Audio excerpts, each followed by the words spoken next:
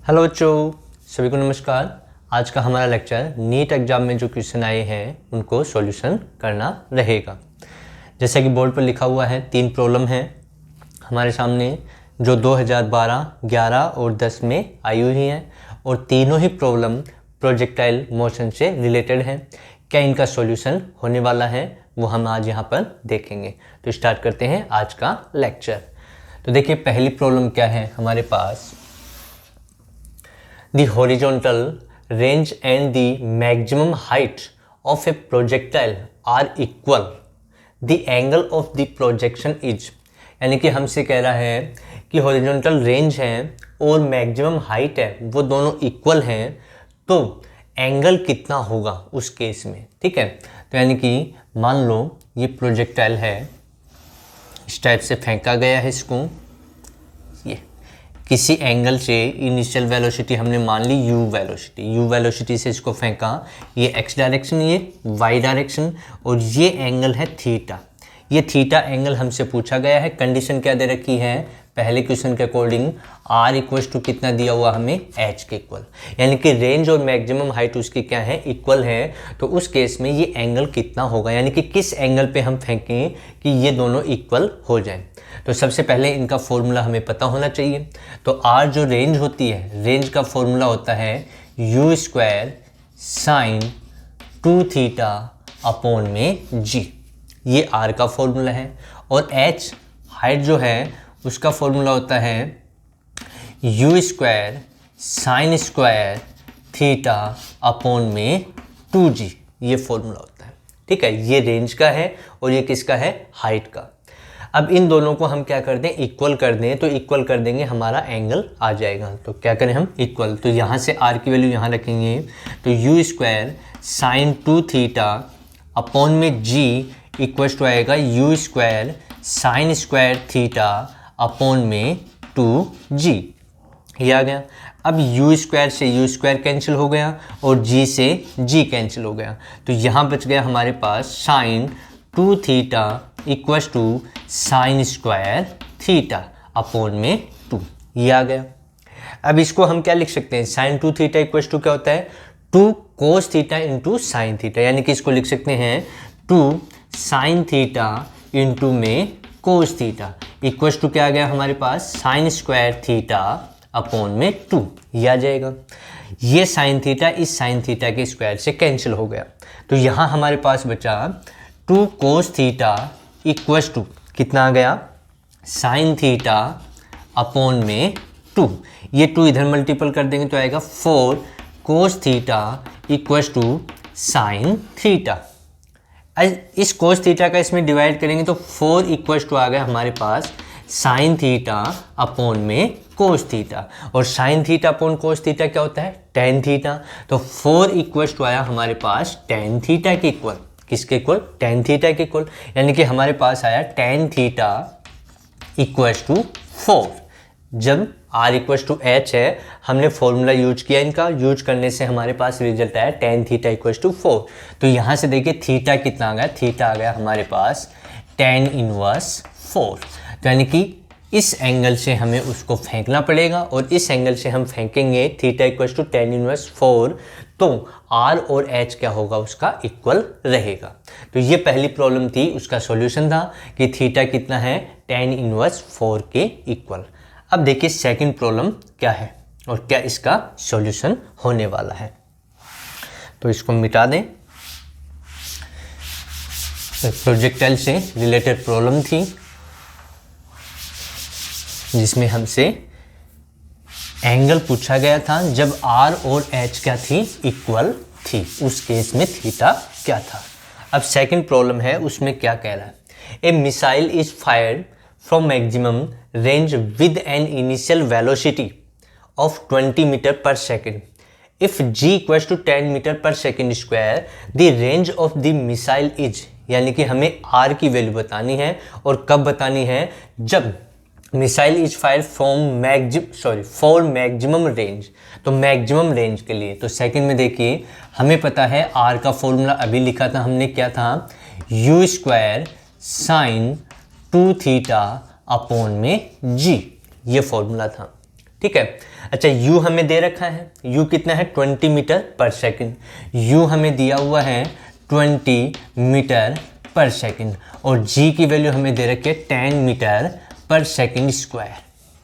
अब ये क्या कह रहे हैं, फॉर मैक्सिमम रेंज, तो फॉर मैक्सिमम रेंज थीटा क्या होना चाहिए, थीटा इक्वल्स टू कितना होना चाहिए 45 डिग्री, यानी कि साइन 2 थीटा की वैल्यू कितनी होनी चाहिए 1, और साइन 2 थीटा की वैल्यू 1 होगी तो थीटा कितना आ जाएगा 45 डिग्री।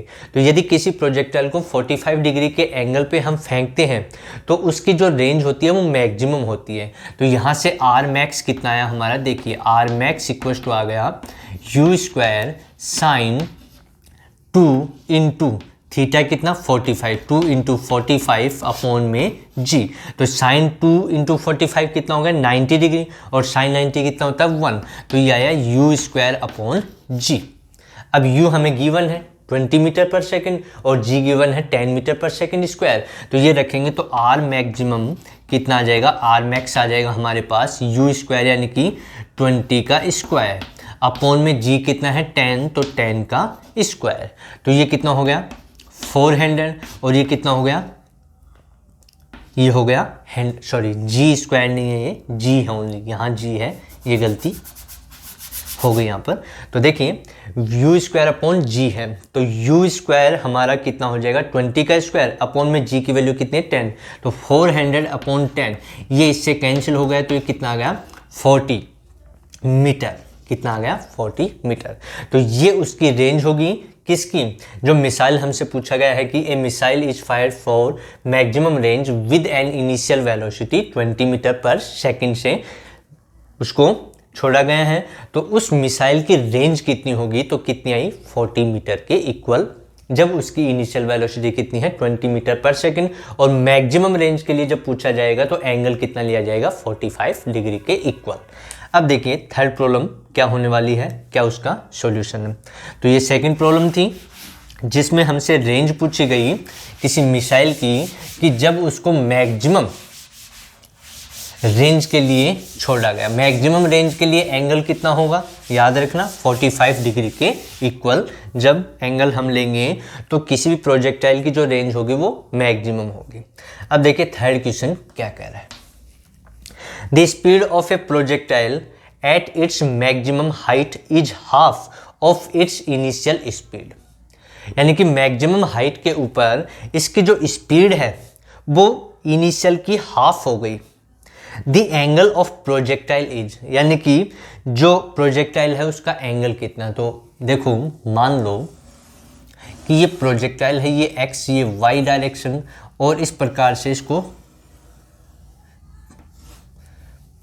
फेंका गया, इनिशियल वेलोसिटी हमने मान ली u, कितने से u से, और किसी एंगल पे हमने फेंका, ये उसकी मैक्सिमम हाइट, ये हमने मान ली h, क्या मान ली h, ठीक है।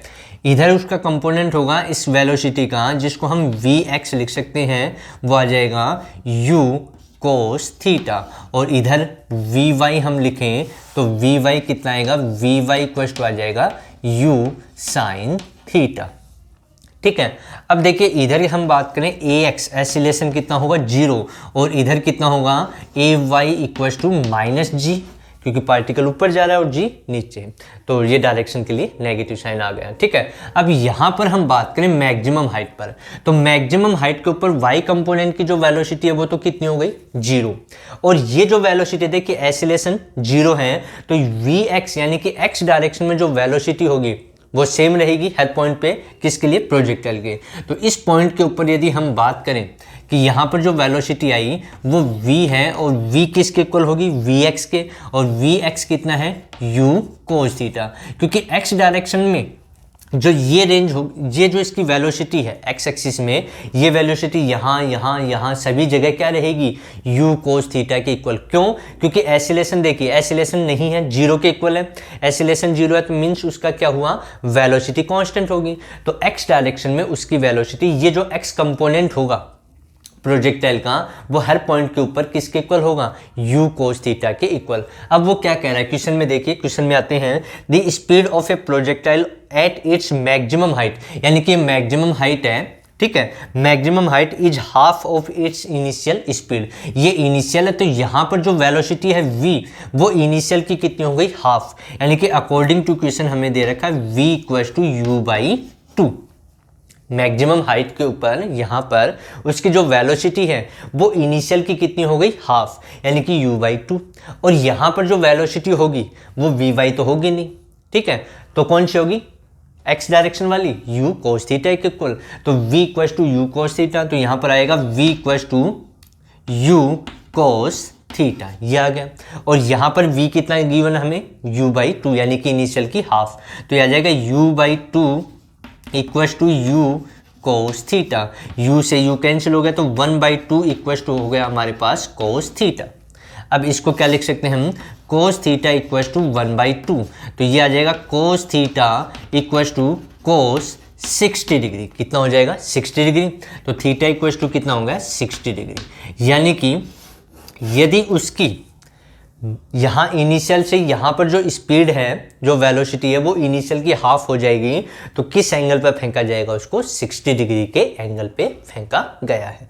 तो ये हमारी आज की 3 प्रॉब्लम थी जो 2010, 2011 और 2012 नीट एग्जाम में आई हुई थी। तीनों ही प्रॉब्लम प्रोजेक्टाइल से रिलेटेड थी।